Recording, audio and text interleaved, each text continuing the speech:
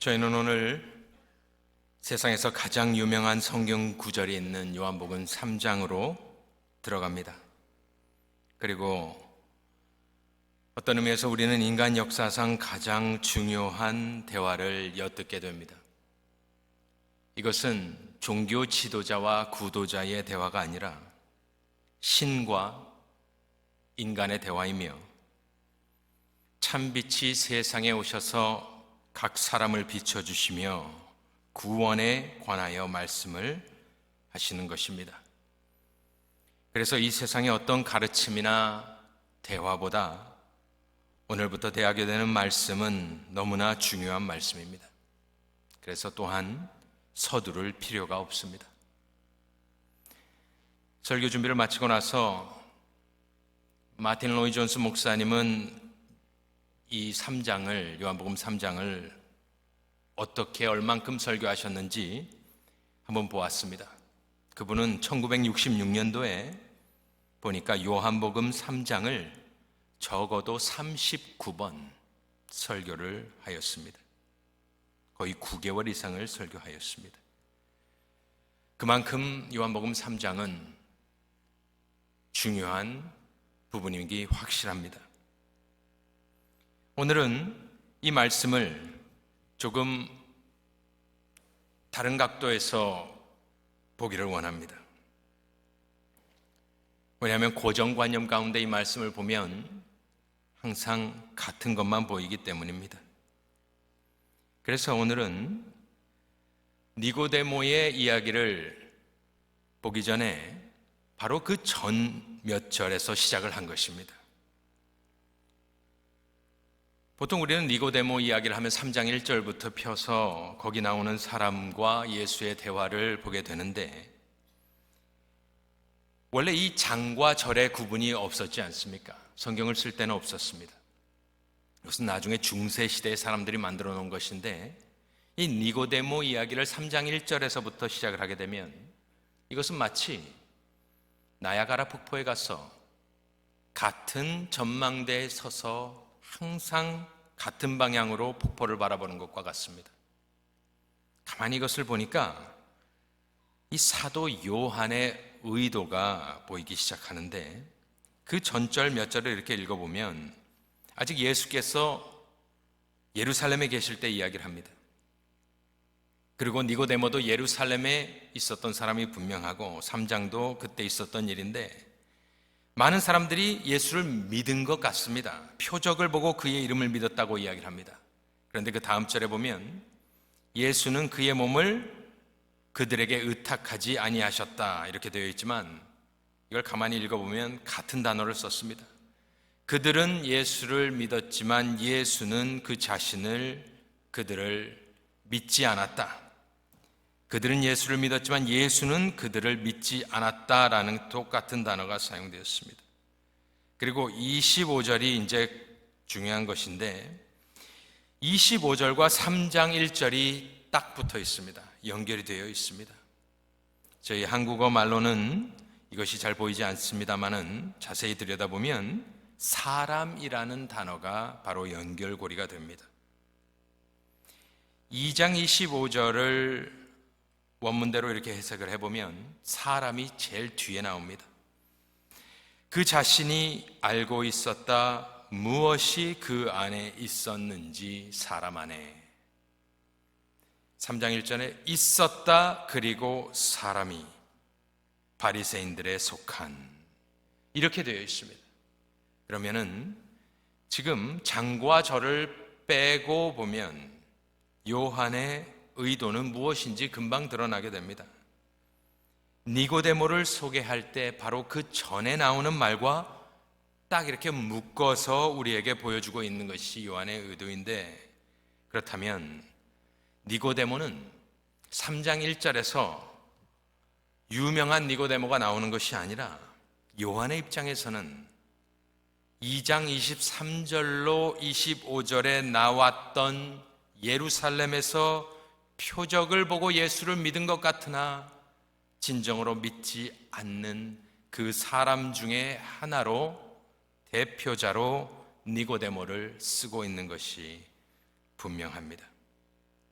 왜냐하면 이제 그 대화를 들어보면 3장 2절에 이 니고데모도 무엇라 하냐면 하나님이 함께 하시지 아니하시면 당신이 행하시는 이 표적을 아무도 할 수 없음이니이다.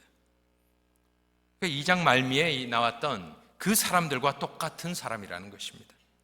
마치 물고기가 미끼를 보면 참을 수 없이 따라가는 것처럼 이 니고데모도 바로 그 전장에 나오는 많은 사람들이 표적을 믿었으나 예수는 그들을 믿지 아니하였다, 그 사람 중에 하나다라는 말을 하고 있는 것입니다. 이것이 왜 중요하냐면은 니고데모를 어떻게 볼 것이냐, 즉 니고데모를 우호적으로 볼 것이냐 아니면 적대적으로 볼 것이냐가 설교자들의 마음에 이미 정해집니다.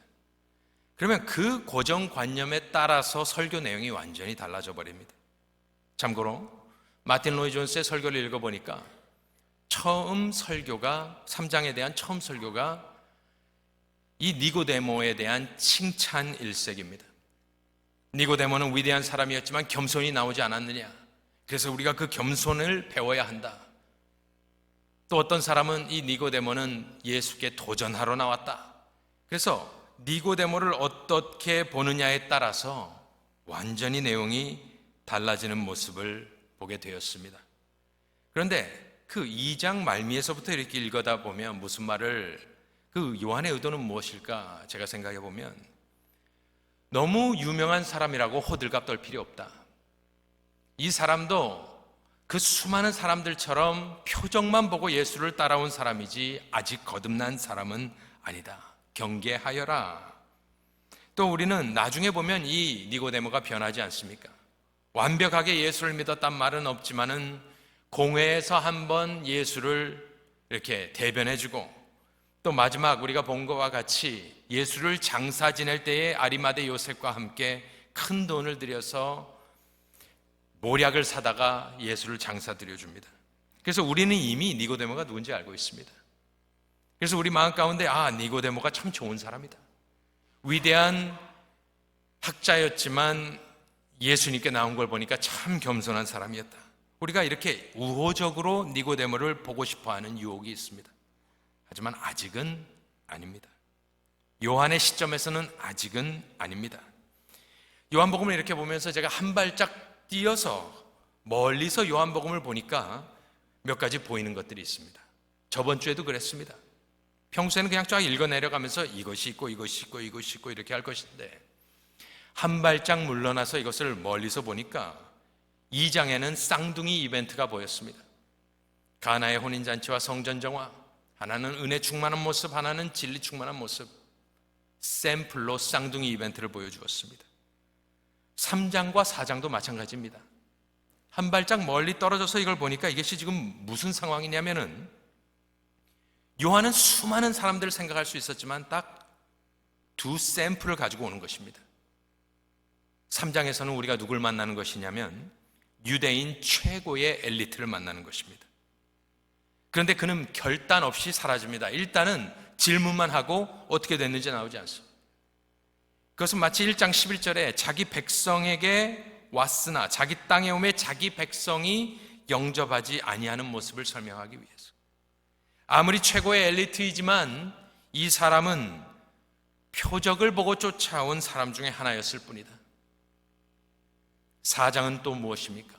그냥 사마리아 여자를 그 다음에 있었던 일을 그냥 쓴 것이 아니라 제 느낌에는 무엇이냐면은 유대인 최고 엘리트도 예수를 영접하지 않았고, 하지만 사마리아 여자는 이름도 없습니다.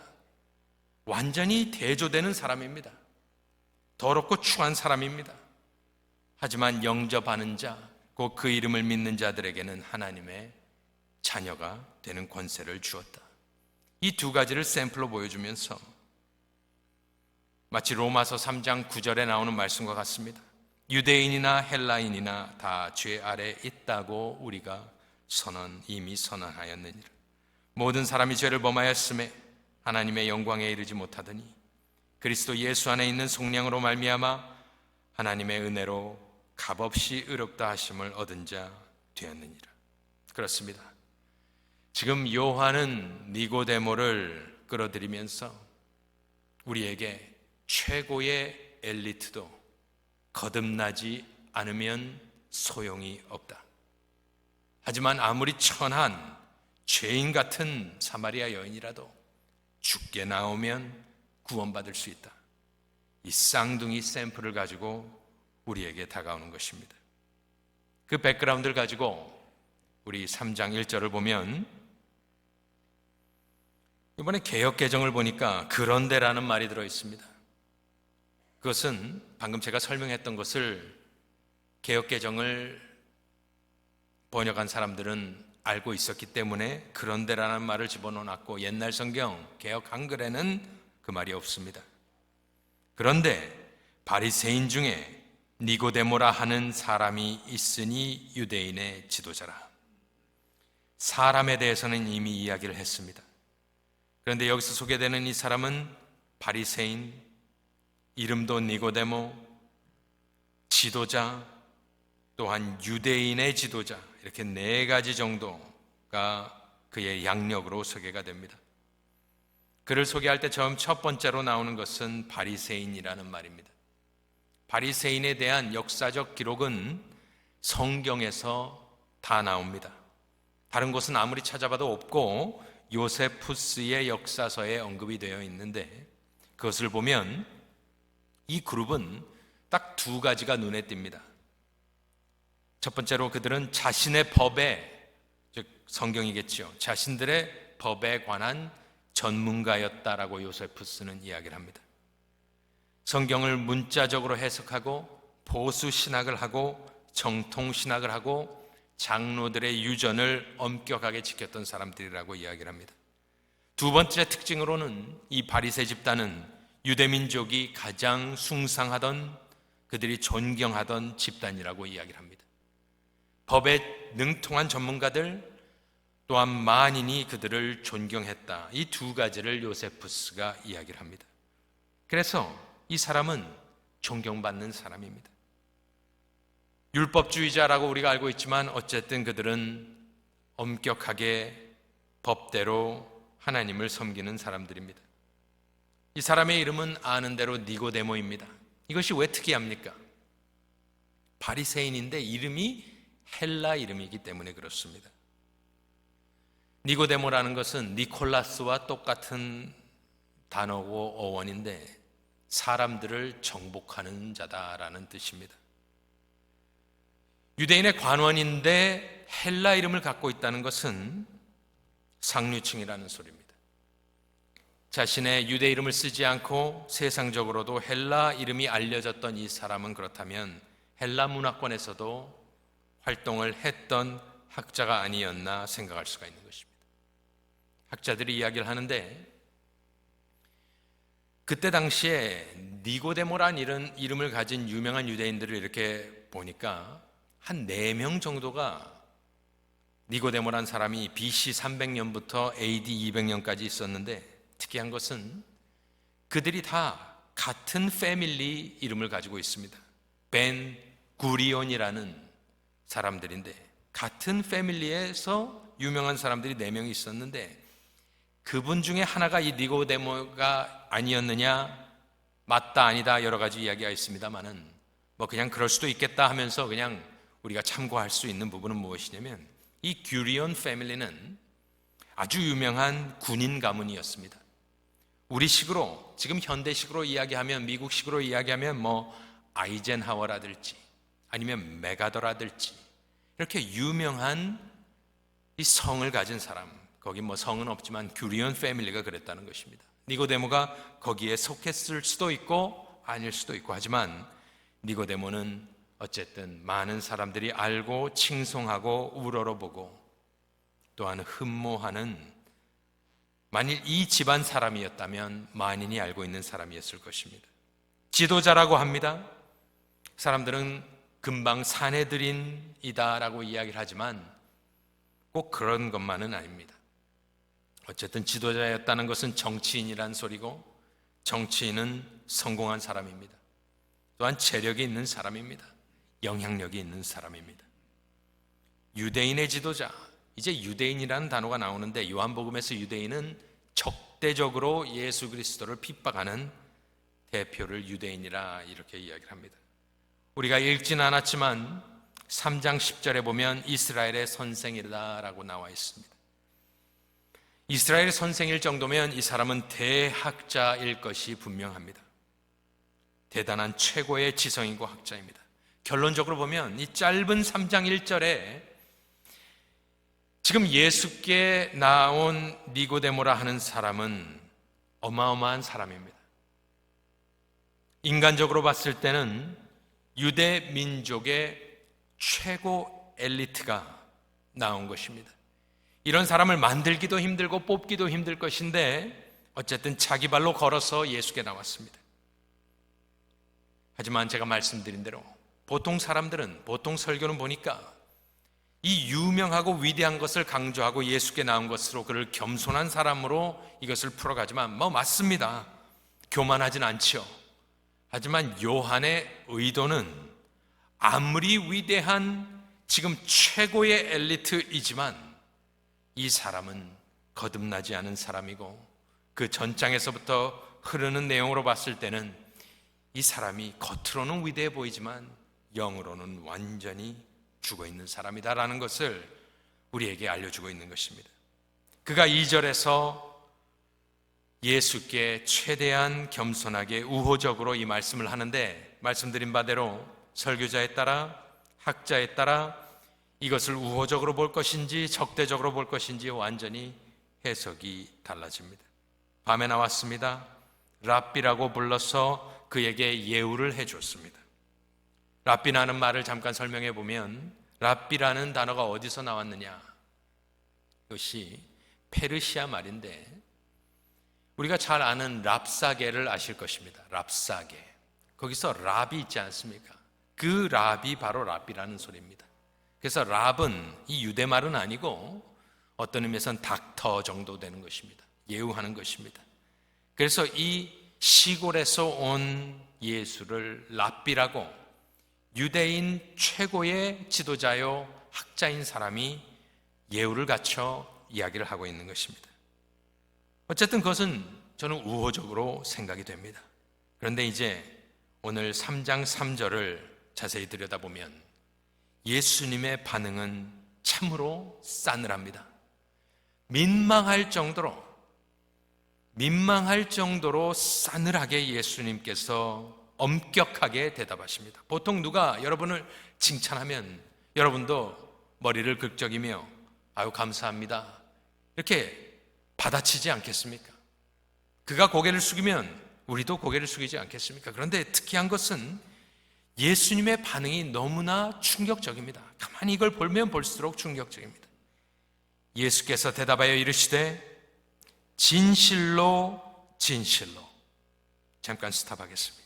진실로 진실로. 헬라 말로 이걸 보니까 아멘 아멘 헬라 성경에 나와 있습니다. 아멘은 헬라 말은 아닙니다만은 아멘 아멘. 여러분들 여기서 이 아멘 아멘 이것이 어디 나옵니까? 아멘 아멘이라고 이야기하는 것은 요한복음에서만 나옵니다. 누가 이 이야기를 하느냐? 아무도 아멘 아멘 하는 사람은 없습니다. 예수만 그렇게 이야기를 하시고 문장 앞구절에 이야기합니다. 끝나고 나서 아멘 아멘 하지 않습니다. 무슨 이야기를 하기 전에 아멘 아멘 하시고 그 다음에 나오는 내용은 중요한 내용이 따라오는 것입니다. 이걸 보면 어떤 느낌이 드냐면은 찾아온 니고데모를 향하여서 예수님께서는 전혀 우호적으로 나오지 아니하시고 그를 향해서 직격탄을 쏘시는 것입니다.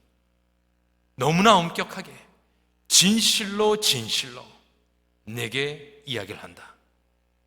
웃지 않습니다. 농담하지 않습니다. 그 칭찬에 들떠있지 않습니다. 이것은 마치 중세시대 이후에 해전을 할 때에 국적기를 달고 있지 않는 배 옆으로 와서 어떤 배가 너는 해적이냐 아니냐 보여달라 이야기를 하는데 갑자기 포문이 열리고 포격을 하는 것과 마찬가지입니다. 이것은 아마 니고데모도 깜짝 놀랐을 것입니다. 그렇게 거듭 강조하시며 웃음기 없이 엄격하게 예수께서 하시는 말씀은 무엇이냐? 그를 향하여 하시는 말씀은 이것입니다. 사람이 거듭나지 아니하면 하나님의 나라를 볼 수 없느니라. 제가 오늘 이 말씀을 조금 다른 각도에서 보길 원한다는 말씀을 드렸습니다. 여기서 가장 핵심적인 말은 거듭나다라는 단어입니다. 사람이 거듭나지 아니하면 하나님의 나라를 볼 수 없느니라. 거두절미하고 예수께서 하신 말씀.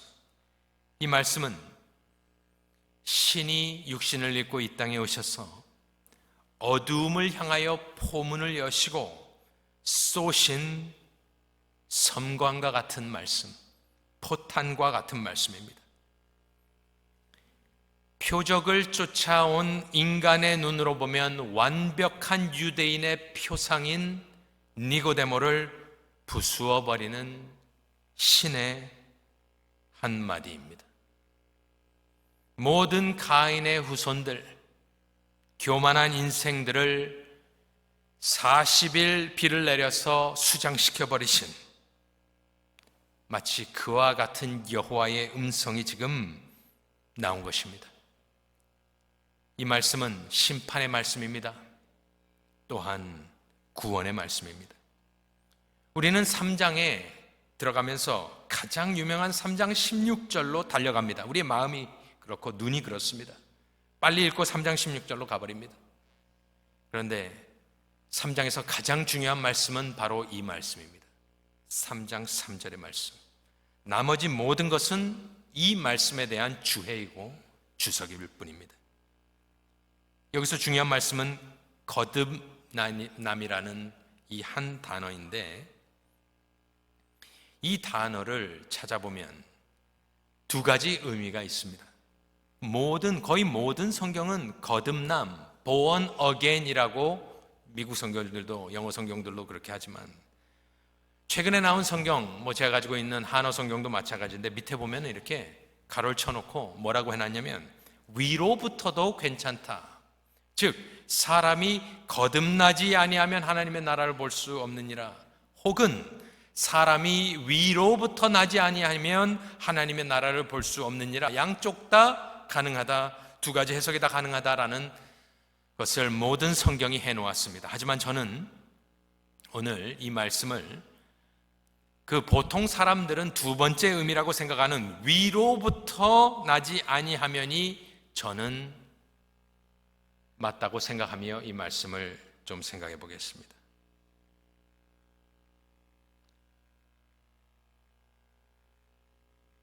일단 성경 사전을 찾아보면, 이 단어를 찾아보면 첫 번째 의미는 항상 위로부터이고 네 번째 정도 돼서 다시 새롭게 다시 태어나다, born again이다 라는, 그렇게 해석을 하려면 한 네 번째쯤에 가서 보게 됩니다. 왜 이렇게 해석해 놓았나 가만히 생각을 해보면 다음 절에 니고데모가 알아듣지를 못합니다. 그러면서 두 번째 모태에 들어갔다 나올 수 있습니까? 물어보는 것을 사람들은 니고데모가 제대로 알아들었구나, 니고데모가 다시 들어간다, 다시 태어나는 걸로 생각을 했으면 분명히 이것은 born again이다, 새롭게 태어나는 것을 예수께서 말씀하셨다라고 생각할 수 있지만, 저는 일단 그것은 아니라고 생각하는 이유가 무엇이냐면은 이 3장을 쭉 읽어 내려가다 보면은 계속해서 위로부터라는 말이 계속 나옵니다. 이것을 단순하게 born again, 다시 태어난, 거듭나지 아니하면으로만 우리가 생각을 하면 3장에서 쭉 예수께서 하시는 말씀, 그런 말씀들이 이해가 되지 않습니다. 잠깐 보면요, 3장 12절에 내가 땅의 일을 말하여도 너희가 믿지 아니하거든 하물며 하늘의 일을 말하면 어떻게 믿겠느냐? 하늘에서 내려온 자 곧 인자 외에는 하늘에 올라간 자가 없느니라. 전혀 알아들을 수 없는 말을 하게 되는 것입니다. 3장 31절에도 보면 위로부터 오시는 이는 만물 위에 계시고 땅에서 난 이는 땅에 속하여 땅에 속한 것을 말하느니라. 하늘로부터 오신 이는 만물 위에 계시나니. 요한복음에서 이 단어는 딱 5번 나오는데요, 찾아보니까 다 위를 가리킵니다. 한 번도 다시 born again이란 말을 쓰지는 않습니다. 그래서 저는 결론적으로 요한은 이 단어를 계속해서 한 의미로만 쓰고 있다면, 그렇다면 이 단어가 가장 먼저 나오는 오늘 3장 3절의 말씀은 분명히 요한의 의도는 다시 태어남이 아니라 사람이 하늘로부터 위로부터 나지 아니하면 하나님의 나라를 볼 수 없느니라, 그것이 요한의 의도고 예수님의 의도라고 저는 생각을 하게 되는 것입니다. 성서의 휘장이 어디서 어디로 찢어집니까? 위에서 아래로 찢어져요. 그 위도 그 위, 똑같은 아노텐이라는 똑같은 단어입니다. 신약을 찾아보니까 딱 한 번 정도 born again처럼 다시라는 말을 쓰고 있지만 어쨌든 그것이 첫 번째 의미는 아니라는 것입니다. 그러면은 제가 지금까지 파악하는 요한은 애매모호한 표현의 대가입니다. 인간적으로 생각하면 애매모호한 표현을 쓰면서 여러 가지 의미를 함축해서 설명하는 것이 요한입니다. 작가적으로 본다면 그렇다는 것입니다. 그렇다면 하나님의 성령께서는 요한을 감동하시며 이 단어를 통해서 2가지 다 보기를 원하는 것입니다. 첫 번째로는 위로부터. 요한은 그렇게 쓴다니까요. 위로부터. 중생의 근원지가 어디냐? 하늘입니다. 하나님입니다. 예수님입니다. 그렇기 때문에 위로부터 나야 된다는 것을 이야기하고, 또한 시간적으로도 믿어 구원에 이르면서 다시 태어남을 이야기하기 때문에 그렇습니다. 그러면 3장 3절을 다시 읽어보면 사람이 위로부터 나지 아니하면 하나님의 나라를 볼 수 없느니라. 만일 이것이 예수님이 생각했던 뜻이라면 우리는 큰 것을 깨달을 수가 있습니다. 그것은 바로 이것입니다. 예수님의 반응이 왜 이렇게 반응을 하시나? 3장 3절에서는 왜 위로부터 나는 것을 이야기하시고 3장을 쭉 읽어보시면 나는 하늘에서 왔다, 이 말을 굉장히 많이 하십니다. 그러면서 예수님이 지금 하시고자 하는 말은 무엇입니까? 보통 우리는 요한복음 3장을 구원에 관해서 설명하는 곳이라고 생각을 합니다. 맞습니다. 맞지만 지금 예수 앞에는 누가 있습니까? 니고데모라는 유대인의 최고 엘리트가 와 있는 것입니다. 예수님은 항상 얘기하실 때, 말씀을 하실 때 그 상황에 사람에 맞는 말씀을 하십니다. 여러분들 젊은 관원 그 부자 리치 영 룰러를 아실 것입니다. 그가 교만하게 예수께 찾아왔습니다. 그래서 내가 무엇을 하여야 영생을 얻으리까 물어봤습니다. 그랬더니 예수께서는 이걸 해라 저걸 해라. 그랬더니 뭐라고 합니까? 내가 다 했습니다. 내 것을 다 지켰는데 부족한 것이 무엇입니까? 하니까 예수님께서 그의 우상을 건드리십니다. 그의 우상은 돈이었기 때문에 네가 네 소유를 팔아 가난한 자들을 주라, 그리고 와서 나를 쫓으라 하시니 그 청년이 재물이 많음으로 이 말씀을 듣고 근심하며 가니라. 예수님은요 다 받아주지 않습니다. 우리는 예수님에 대한 고정관념이 있지만 예수님은 자기에게 도전을 하면, 교만하게 찾아오면 항상 하시는 것이 있는데 항상 우상을 건드십니다. 그래서 이런 유명한 청년이 왔으면 받아주면 될 건 아니겠습니까? 하지만 교만한 말을 했거든요. 내가 다 지켰는데 무슨 말을 하냐고 했더니, 그래? 그러면 네 우상인 소유를 팔고 와라. 그 다음에 쫓아와라. 그랬더니 근심을 했던 이유는 무엇입니까? 그것은 포기할 수 없었기 때문에. 예수님이 영혼을 다루시는 방법은 우상을 딱 찍어서 무너뜨리십니다. 사마리아 여인을 볼까요? 다음 챕터긴 합니다만은 물로 말씀을 하셨습니다. 물 좀 달라고 하니까 대화가 시작되었고, 영생하는 물을 주겠다 했더니 그 여인은 그 물을 내게 달라고 갈급하게 이야기를 하였습니다.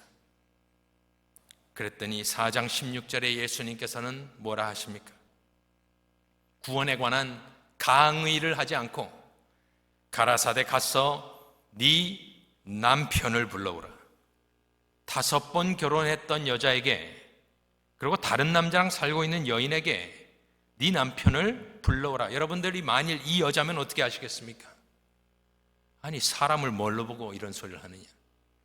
나를 무안 주려고 이런 소리를 하느냐? 분명히 100% 사람들 돌아섭니다. 예수님은 우상을 파괴시키는 예수님이에요. 그럼 지금 니고데모에겐 지금 예수님께서는 무슨 말씀을 지금 3장 16절을 잠깐 잊어버리고 우리가 이것을 본다면, 예수님은 자기의 성취에 자아도취되어 있는 위대한 니고데모에게 너는 땅에 속한 사람이다. 하지만 나는 하늘에서 내려온 사람이다.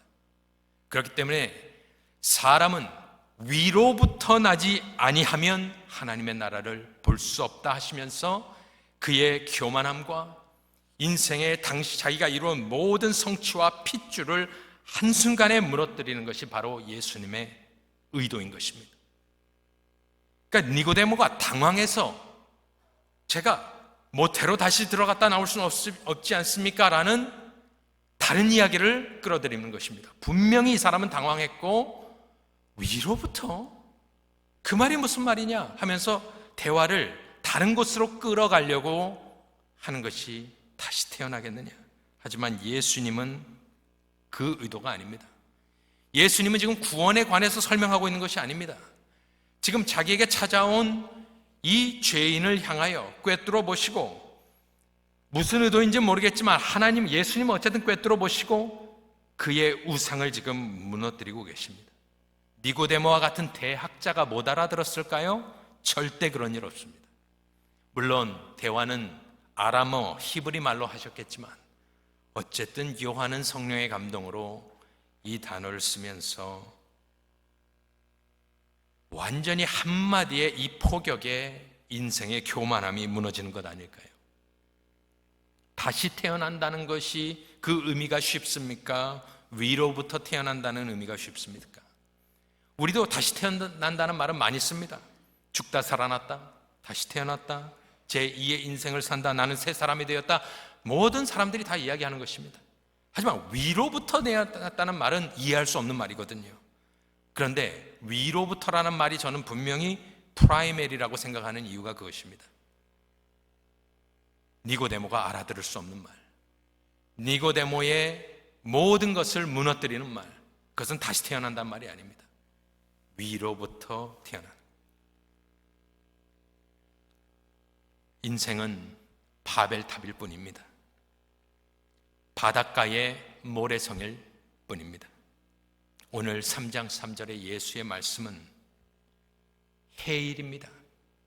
모래사장에 멋지게 지어낸 모래성을 파도가 와서 쓸어버리는 것 같이 니고데모가 흥분해서 표적을 보고 쫓아왔는데, 신으로 육신을 입으신 예수는 그 우상을 정조준해서 무너뜨리면서 돈이 있는 게, 출세한 게, 성공한 게, 율법을 지키고 공부를 열심히 하고 정치를 하는 것이 나쁜 것이 아닙니다. 그것을 붙잡고 의로 여기는 모든 인생, 하나님이 필요 없고 구원이 필요 없는 인생을 향하여 죽었지만, 살아있지만 죽어있는 그 모습을 보시면서 예수님은 영혼의 치료자로서 니고데모를 터치해 주시는 것입니다. 이 충격요법을 사용하셨기 때문에 이 사람이 결말은 100% 장담할 수 없지만 예수님께 돌아오는 모습을 우리는 요한복음에서 보게 되는 것입니다. 교회와 천국과 제자는, 하나님 나라는 위로부터 태어나야 가는 곳인 줄로 믿습니다. 인간이 할 수 있는 것은 아무것도 없다는 것이 바로 예수님이 3장에서 하시는 말씀입니다. 우리가 다 아는 찬송이 있습니다. 저도 이것을 제가 어렸을 때에 제 모교회에서 여름 성경학교를 갔다가 배운 노래인데, 기억이 나는 것은 여름 성경학교 때 너무 지겨워서 점심시간에 도망갔습니다. 그리고 다시 돌아가지 않았습니다. 그렇지만 이 노래입니다. 돈으로도 못 가요. 제가 이것을 한번 이번에 찾아봤더니 꼭 니고데모를 향해서 말한 찬송인데, 돈으로도 벼슬로도 어여뻐도 힘으로도 지식으로도 마음 착해도 못 가는 나라. 하지만 후렴구는 어떻게 됩니까? 거듭나면 가는 나라, 하나님 나라. 믿음으로 가는 나라, 하나님 나라. 참 얼마나 가사를 잘 써놨는지. 오늘 설교 끝나고 이 찬송을 해야 되는데 찬송가에 없어서 우리가 이 찬송을 하지 못하지만 맞습니다. 어떻게 해도 갈 수 없는 나라.